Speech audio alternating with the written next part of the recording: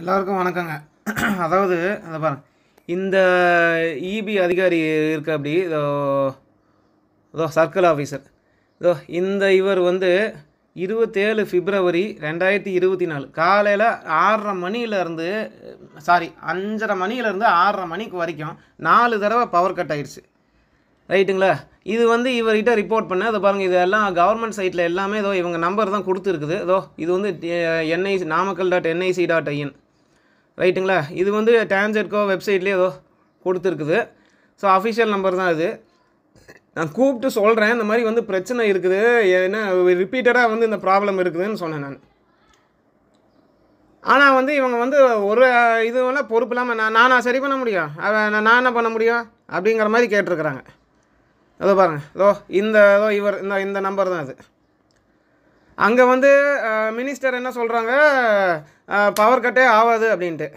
ஆனால் இங்கே வந்து இஷ்டத்துக்கு பவர் கட் பண்ணிகிட்ருக்குறாங்க. மக்கள் வரிப்பணத்தில் நல்லா உணர்த்தியாக சம்பளம் வாங்கிக்கிட்டு ஒரு வேலை இங்கே பண்ணுறது கிடையாது. கம்ப்ளைண்ட் கொடுத்தாலும் ஒன்றும் அட்டன் பண்ணுறது கிடையாது. இவங்களுக்கெல்லாம் வந்து முதல்ல எலக்ட்ரிசிட்டி போர்டெலாம் முதல்ல ப்ரைவேட்டு கண்ட்ரோலில் வந்தால் தான் இவங்களுக்கெல்லாம் புத்தி வரும் முதல்ல.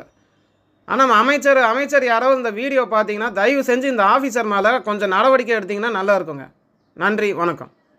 இப்போ அந்த போட்டுருக்கிற அந்த ஆடியோ வாய்ஸ், ரெக்கார்டர் வாய்ஸ் ஏதோ இப்போ இதுக்கப்புறம் கேட்பீங்க. இல்லை, அதுக்கு என்ன பண்ணலாம் நீங்கள் கேட்குறீங்க. இப்போ நான் இபியில் இருக்கிறேன். நான் ஏப்பா நீங்களே அங்கே இருக்க, நீயே சொல்லலாம். நீயே சொல்லலாம். அந்த ஆளுக்கு நான் டியா, நான் டி நான் போய் சொல்லணும். நான் போய் சொல்லிட்டேன். ஏ அப்போ உங்கள் வேலை கிடையாது இது சரி பண்ணுறது. என்ன வேலை கிடையாது. சரி கொடுத்து சும்மா எந்த போட்டு எந்தூரியா?